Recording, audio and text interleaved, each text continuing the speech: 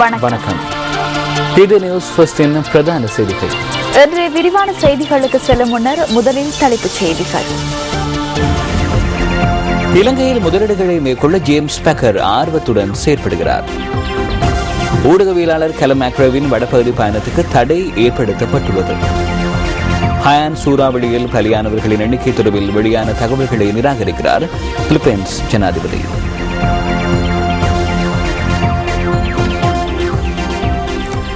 பொதுநலவாய அரசு தலைவர்கள் மாநாடு தொடர்பான தகவல்களுடன் தற்போது எம்முடன் இணைந்து கொள்கின்றார் எமது அலுவலக செய்தியாளர் நாகலிங்கம் ஜெகநாத் கண்ணா.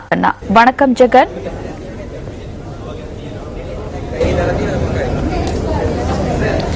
வணக்கம் சந்திரிகா. பொதுநலவாய நாடுகளின் வர்த்தக மாநாடு இன்று இரண்டாவது நாளாகவும் கொழும்பில் நடைபெற்றது. இலங்கையில் உள்ள முதலீட்டு வாய்ப்புகள் தொடர்பில் அங்கு விரிவாக ஆராயப்பட்டது. நடைபெறுகின்ற பொதுநலவாய வர்த்தக மாநாட்டின் இன்று இரண்டாம் நாள் அமர்வில் வெளிவகார அமைச்சர் பேராசிரியர் ஜிஎல் பேரிஸ், அமைச்சர் நிமால் ஸ்ரீபால் டி சில்வா, ஆஸ்திரேலிய வர்த்தகர் ஜேம்ஸ் பேக்கர் உள்ளிட்ட பலர் கலந்து கொண்டிருந்தனர். சர்வதேச ரீதியில் பிரபல்யம் பெற்ற சுமார் 1000 பிரமுகர்கள் கலந்து கொண்டுள்ள இந்த பொதுநலவாய வர்த்தக மாநாடு நாளை நிறைவடைய உள்ளது. Those of you who are planning to invest in this country, இந்தியாவுக்கும் பாகிஸ்தானுக்கும் பொருட்களை சந்தைப்படுத்துவதற்கான கேந்திர நிலையமாக இலங்கை விளங்குகின்றது. இலங்கையை கேந்திர நிலையமாக கொண்டு செயற்படுகின்றமையினால் உங்களுக்கு கிடைக்கின்ற நன்மைகள் தொடர்பில் நீங்கள் அறிந்திருக்க வேண்டும்.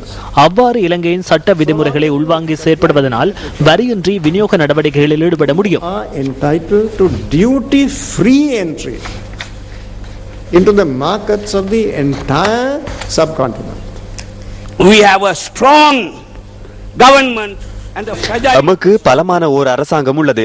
அதே போன்று சேற்றுடன் அற்ற எதிர்க்கட்சி ஒன்று உள்ளது. நான் அதில் இல்லை. எனினும் சோதனைகள் மற்றும் சமநிலைக்காக நமக்கு பலமான ஓர் எதிர்க்கட்சி அவசியமாகும். எனினும் எம்மால் என்ன செய்ய முடியும்? எதிர்வரும் பல வருடங்களுக்கு ஜனாதிபதி மஹிந்த ராஜபக்சவின் கொள்கைகளே நடைமுறைப்படுத்தப்படும் என்பது உறுதியானது. எனவே அது தொடர்பில் நீங்கள் கவலைப்பட தேவையில்லை. எமது அரசாங்கம் இந்த விடயங்கள் தொடர்பில் உறுதியாக இருக்கின்றது. இந்த நாட்டு மக்களின் நலனுக்காக எமது அரசாங்கம் பல்வேறு விடயங்களை நிறைவேற்றுகின்றது. அதனாலேயே மக்கள் எம்மை தெரிவு செய்கின்றனர். இதனை நாம் நடத்திய அனைத்து தேர்தல்களிலும் கண்டுகொண்டோம். ஆகவே எதிர்வரும் சில வருடங்களுக்கு எமது கொள்கைகளில் மாற்றம் ஏற்பட வேண்டும் என்று சிந்திக்க வேண்டிய அவசியம் இல்லை. பல வருடங்களுக்கு இந்த கொள்கையே நடைமுறையில் இருக்கும். எனவே இலங்கையில் முதலீடு செய்வது தொடர்பில் அச்சப்பட வேண்டிய அவசியம் இல்லை. No, that will be there for a very, very long time. So with that conviction and commitment, you can invest in Sri Lanka. I'll now speak to you about one of the business opportunities. வர்த்தக வாய்ப்புகளுக்கு ஏற்ப India, சீனா உள்ளிட்ட ஆசியாவில் அபிவிருத்தி அடைந்து வருகின்ற மத்தியதர வகுப்பினருக்காக இலங்கை ஓர் சுற்றுலா கேந்திர நிலையமாக மாறி வருகின்றது என்பதனை என்னால் கூற முடியும். மிக பாரிய மற்றும் சொகுசு ரீதியிலான வர்த்தக நடவடிக்கைகளை முன்னெடுப்பதற்கும் சுற்றுலாத்துறையை மேம்படுத்துவதற்கும் இலங்கைக்கு சந்தர்ப்பம் உள்ளது. அதற்காக எனது கிரவுண்ட் ரிசோர்ஸ் நிறுவனம் ஊடாக கொழும்பு பேரவாவிக்கு அண்மித்த பகுதியில் விடுதி கட்டமைப்பு ஒன்றை அமைப்பதற்கு திட்டமிட்டுள்ளேன். அபிவிருத்தி அடைந்து வரும் பொருளாதாரத்துக்கு ஒத்துழைப்பு நல்கும் நோக்கில் அரசாங்கம் புத்திசாதுரியமாக மக்கள் சார்பில் முதலீடு செய்கின்றது. இதன் மூலம் இலங்கை பௌதிக ரீதியில் வளர்ச்சி கண்டு பொருளாதார நடவடிக்கைகளுக்கு உகந்த மத்திய நிலையமாக மாறுகின்றது. எனவே இங்கு முதலீடு செய்ய வாய்ப்பு கிடைத்தமை தொடர்பில் ஓர் நிறுவனம் என்ற வகையில் நாம் மகிழ்ச்சி அடைகின்றோம். We are excited and hopeful about the opportunity to invest. பொதுநலவாய அரசு தலைவர்கள் மாநாட்டை முன்னிட்டு ஹம்பாந்தோட்டையில் இளைஞர் மாநாடு நடைபெற்று வருகின்றது. இந்த மாநாட்டின் 4வது நாள் இன்றாகும். பொதுநலவாய நாடுகளுக்கு இடையிலான சமூக, பொருளாதார மற்றும் கலாச்சார விடயங்கள் தொடர்பில் இன்றைய அமர்வின் போது கலந்துரையாடியுள்ளனர்.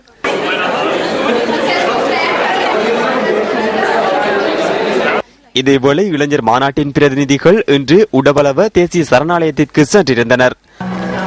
இந்த மாநாடு நாளை நிறைவடைய உள்ளது.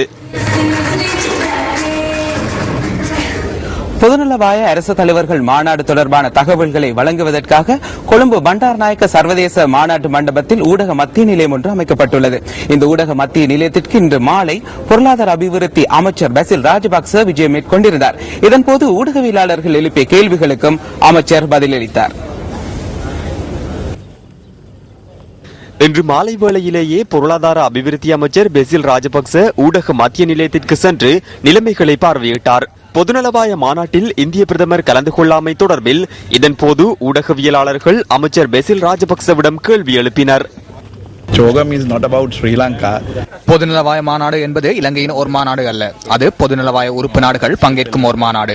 இந்த மாநாட்டில் இந்திய பிரதமர் கலந்து கொள்ள வேண்டியிருந்தது. எனினும் கலந்து கொள்வதா இல்லையா என்பது தொடர்பில் அவர்களை தீர்மானம் எடுத்துள்ளனர். அது அவர்களின் உள்ளக பிரச்சனை என நினைக்கின்றேன். நான் மீண்டும் ஒரு முறை ஏற்கனவே கூறிய விடயத்தை ஞாபகப்படுத்துகின்றேன். இது இலங்கை தொடர்பில் நடத்தப்படுகின்ற மாநாடு அல்ல. பொதுநலவாய அரசு தலைவர்கள் மாநாட்டை முன்னிட்டு நடைபெறுகின்ற வெளிவிவகார அமைச்சர்கள் மாநாட்டில் கலந்து கொள்வதற்காக பல்வேறு நாடுகளில் இருந்தும் வெளிவிவகார அமைச்சர்கள் இலங்கைக்கு வருகை தந்துள்ளனர். அவர்களது முதலாவது அமர்வு இன்று நடைபெற்றது.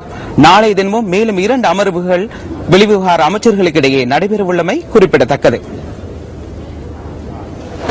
கொழும்பு ஸ்ரீமாவோ பண்டாரநாயக்க மண்டபத்தில் இந்த மாநாடு ஆரம்பமானது.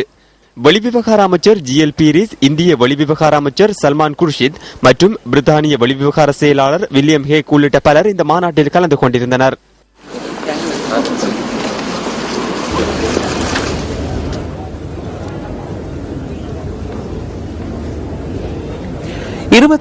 வது பொதுநலவாய அரசு தலைவர்கள் மாநாடு எதிர்வரும் வெள்ளிக்கிழமை கொழும்பில் ஆரம்பமாக உள்ளது. இதில் கலந்து கொள்வதற்காக இன்றும் பல்வேறு நாடுகளில் இருந்தும் அரசு தலைவர்கள் கொழும்பை வந்தடைந்தார்கள். நாம் அவர்களுக்கு எடுத்துக் கூறியுள்ள விடயங்களை மீண்டும் கவனத்திற்கொள்ள எமக்கு சந்தர்ப்பம் கிடைத்துள்ளது. நாம் ஒரு விடயத்தை மறந்துவிடக் கூடாது. வடபகுதி தமிழ் மக்களுக்காக நாம் பல்வேறு திட்டங்களை முன்னெடுத்துள்ளோம். 50,000 வீடுகளை அமைக்கின்றோம், 5,000 வீடுகளை அமைத்துள்ளோம். பிரதமருக்கு யாழ்ப்பாணம் செல்ல சந்தர்ப்பம் கிடைத்திருந்தால் அதனை கையளித்திருக்க முடியும். பொதுநலவாய மாநாட்டில் கலந்து கொள்வதற்காக இந்திய வெளியுறவுத்துறை அமைச்சர் சல்மான் குர்ஷித் தலைமையிலான 10 பேர் அடங்கிய குழு இன்று நாட்டை வந்தடைந்துள்ளது.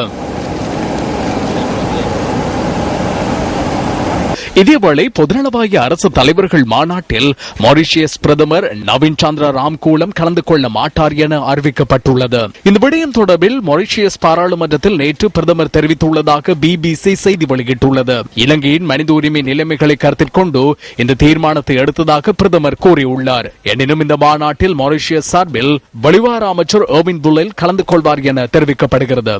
பொதுநலவாய அரசு தலைவர்கள் மாநாட்டில் கலந்து கொள்வதற்காக துவாலு ராஜ்யத்தின் ஆளுநர் லக்கோபா டாய் இன்று இலங்கையை வந்தடைந்தார். அவரை கல்வி அமைச்சர் பந்துலு குணவர்தன வரவேற்றார்.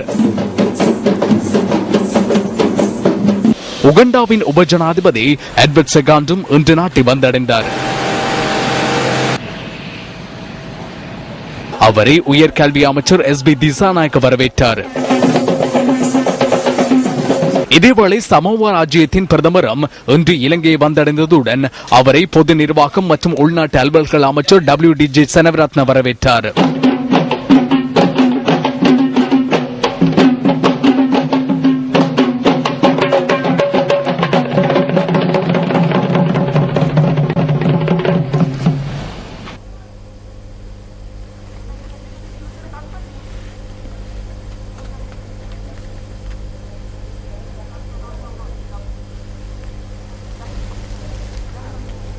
பொதுநலவாய மாநாட்டு தொடர்பான தகவல்களை எமக்கு வழங்கியிருந்தார் எமது அலுவலக செய்தியாளர் நாகலிங்கம் ஜெகநாத் கண்ணா.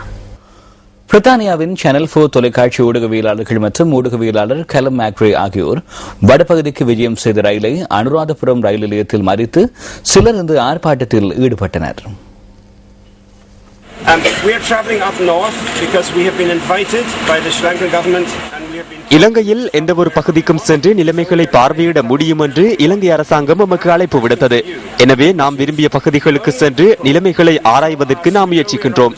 எனினும் நான் உங்களிடம் ஒரு கேள்வியை கேட்க வேண்டும். நாம் தங்கியிருக்கும் ஹோட்டல் தொடர்பில் அறிந்துள்ள புலனாய்வு பிரிவின் அதிகாரிகளே நாம் இவ்வாறு ரயிலில் பயணிப்பதை அறிந்துள்ளனர். இந்த ரயிலில் நாம் பயணிப்பதை நீங்கள் எவ்வாறு அறிவீர்கள்? நாம் பயணிப்பது தொடர்பில் உங்களுக்கு கூறியது யார்? ஏன் நீங்கள் அனைவரும் இங்கு வந்தீர்கள்? நாம் ரயிலில் பயணிப்பது எமது ஹோட்டல் தொடர்பில் அறிந்துள்ள புலனாய்வு பிரிவின் அதிகாரிகளுக்கே தெரியும். எனினும் நீங்கள் தற்போது எம்மீது கவனம் செலுத்தி உள்ளீர்கள். இது ஒரு சுவாரஸ்யமான கேள்வி. வடபகுதிக்கு சென்று அங்கு என்ன நடைபெறுகின்றது என்பதை பார்ப்பதே தேவையாக உள்ளது. We want to go to the north and see what is going on in the north. It's our job as journalists. இதேவேளை ஆர்ப்பாட்டக்காரர்களுக்கும் சேனல் 4 ஊடகவியலாளர்களுக்கும் இடையில் ரயிலில் வாய் தர்க்கம் ஏற்பட்டது. அவர் இலங்கைக்கு வரும்போது அதிகளவான எதிர்ப்புகள் வெளியாகும் என நான் நினைத்தேன். அதேபோன்று அனுராதபுரத்தில் இவ்வாறான சம்பவம் ஒன்று இடம்பெற்றது. எனவே இவ்வாறான சம்பவம் ஒன்று இடம்பெற்றால் அமைதியை பாதுகாப்பது எமது பொறுப்பாகும். அவருக்கு எதிராக ஆர்ப்பாட்டம் செய்வோருக்கு எதிராக நடவடிக்கை எடுக்கப்படும். கெலம் மெக்ரேவை பாதுகாப்பாக கொழும்புக்கு அழைத்து வருவதும் எமது பொறுப்பாக இருந்தது. இது ஒரு வன்முறையாக மாறுமாக இருந்தால் அதற்கு எதிராக நடவடிக்கை எடுப்பதற்கு நாம் முன்னிற்கின்றோம். இன்றைய பத்திரிகைகளில் வெளியான கேலி சித்திரங்களிலிருந்து நாம் தெரிவு செய்த கேலி சித்திரம் அடுத்து.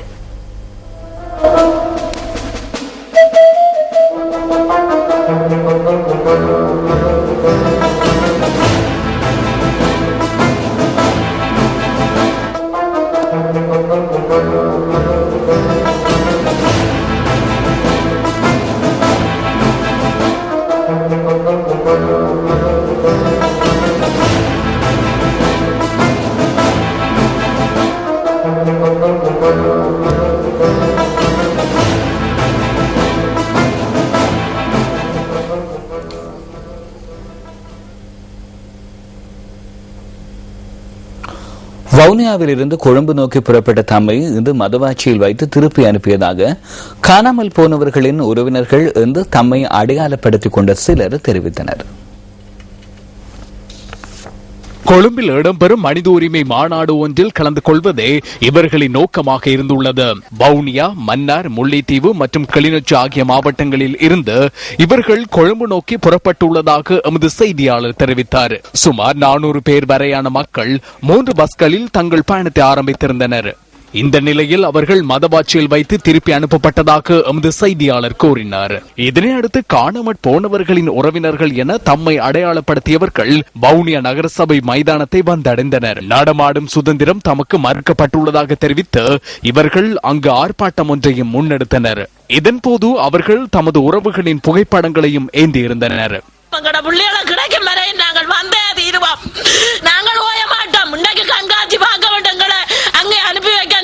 திருப்பி வைக்கிறீர்கள் என்ன எங்க சுதந்திரம் அடைஞ்சு கூறுறீர்கள் எங்க சுதந்திரம் அடைஞ்சிருக்கு எங்களுக்கு இந்த புள்ளைகளை நீங்க வீடு வழியா அனுப்பி இருந்தா நாங்கள் எல்லாம் போய் இப்படி எல்லாம் கிடந்து ரோட்டு வழியா தெரு வழியா சாப்பாடு இல்லாம தண்ணி இல்லாம நித்திரை இல்லாம நாங்க காய வேண்டிய கட்டா சட்டம் இல்ல எங்களுக்கு.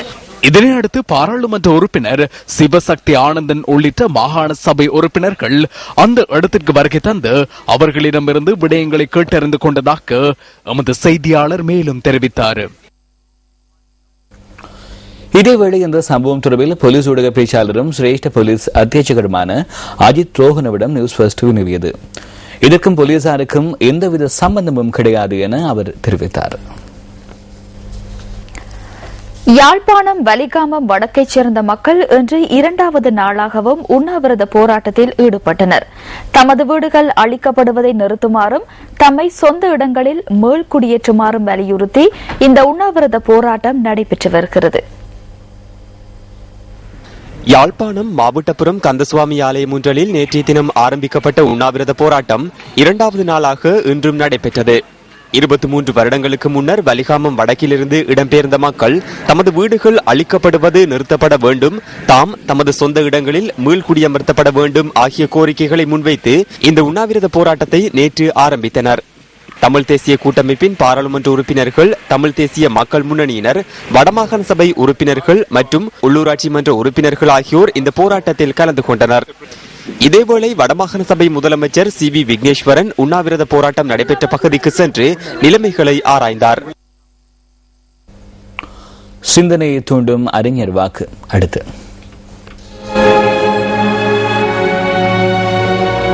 குழந்தை கூட அழுகை என்னும் புரட்சி செய்துதான் தன் தேவையை நிறைவேற்றிக் கொள்கிறது. நேதாஜி சுபாஷ் சந்திரபோஸ். உங்கள் மனம் கவர்ந்த பொன்மொழிகளை நியூஸ் ஃபர்ஸ்ட் சக்தி அறிஞர் வாக்கு பகுதிக்கு அனுப்பி வையுங்கள். மின்னஞ்சல் முகவரி newsfirst@maharaja.lk.